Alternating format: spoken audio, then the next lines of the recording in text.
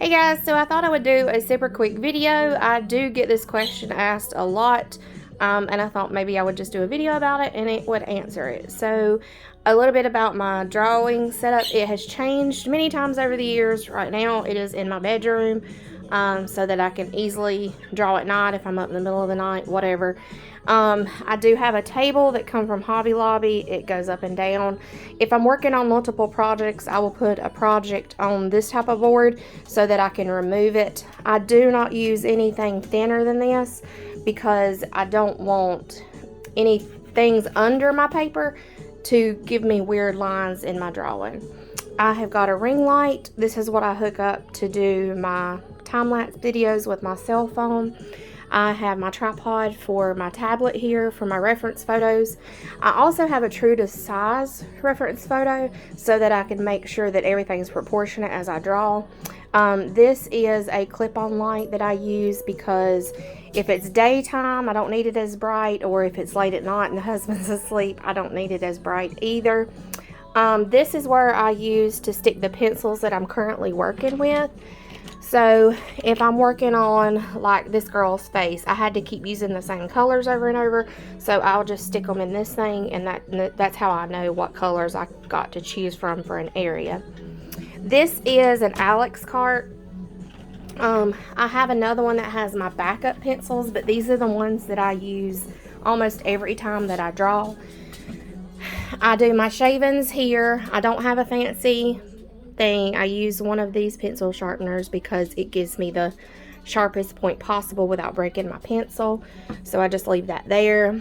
I use a kneaded eraser. With colored pencil, you do not erase very much because it leaves a residue. You just build up the layers so slowly that even if you put down a wrong color, you can just go over top of it and change it without having to erase it. But it's there in case I do need it.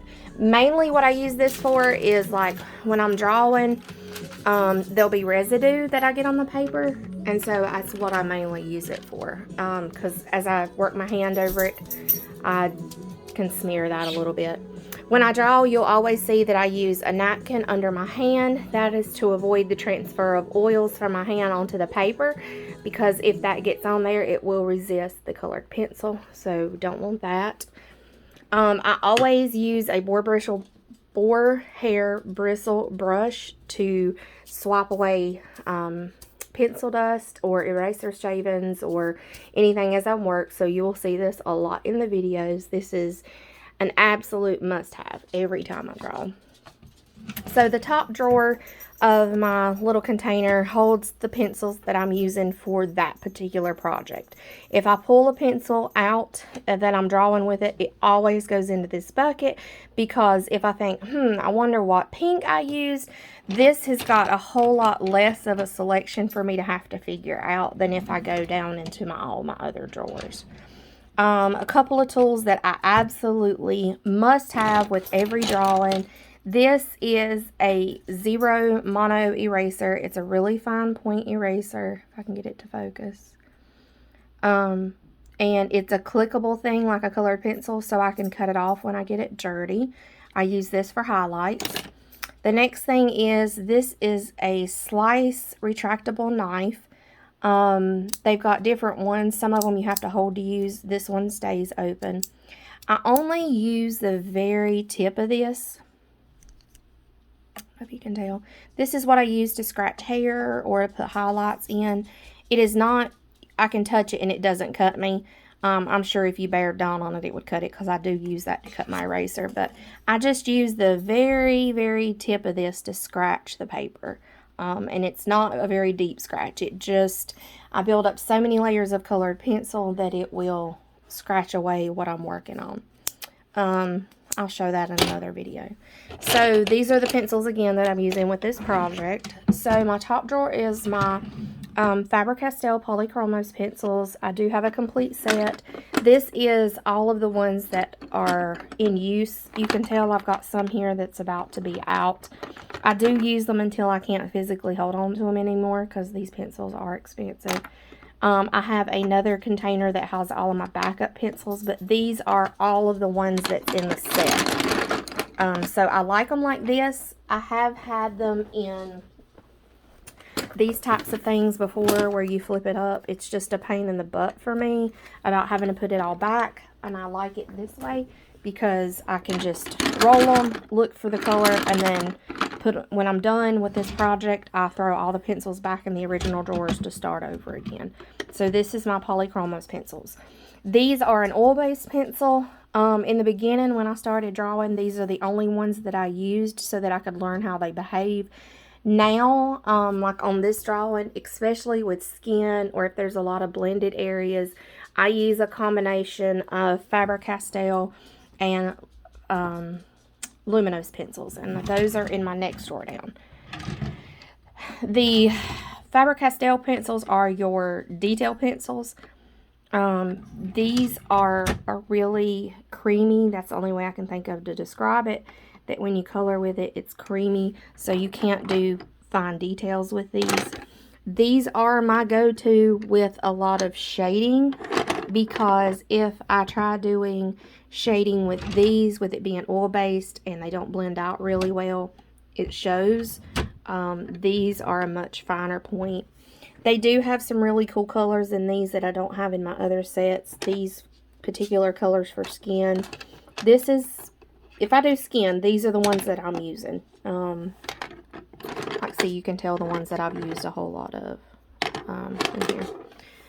So anyway, the next drawer is my Derwent pencils. So I have got my Derwent Lightfast pencils on this side.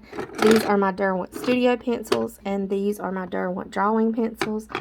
Everybody says, do you really need that much pencils? No, you don't, but I love how each of these pencils behaves in a very different way. These have got a lot of really dark brown colors, so they're good for drawing animals. They also have these lighter colors for doing like ears and noses. These colors are also really good for multiple layers. Where the Luminous, you can't really layer without it blending. These you can layer over top of it and it will kind of stay better than the other ones.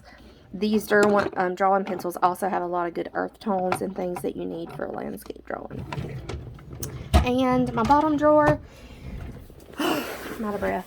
These are my Pablo pencils. These are also, I can't say this word right, Cardian Ache. The Luminous are also Cardian Ache, but they're Luminous pencils. They're a Swiss-made pencil. So you can see these Cardian Ache, but these are Luminous. Where is that? Does it say Luminous at? These are Luminous pencils. And then these are Cardian Ache Pablo pencils. These have got a whole lot of cool colors that does not come in any other set. This one specifically is a light blue color. It's an icy color. There's a really icy silver color. These pinks over here are really great for doing animals. So again, I've used these so much. I know how they behave. And when I'm drawing, I will think, I need this color pencil in this particular set. So I do use them all. I do not use these as often, but for this little girl's dress that I just drew, that blue color is what I used, and then to go over it. So I also cover my work always with wax paper if I'm not working on it, to keep dust and hair and all that stuff off of it. So this particular piece is still in the just getting the color down stage. There is a lot of time going into this, but I will still have to go back in and put a lot of details that will be in the end. I just got to get everything in place first.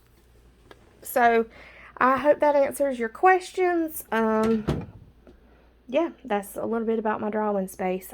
I've made it bigger and smaller and everything over the years, but this is all you need, and this works really well. So I hope this was an informative video, and for those of you who had questions, I hope it answers it. Happy Saturday. I'm going to go try and draw all day and finish up this picture.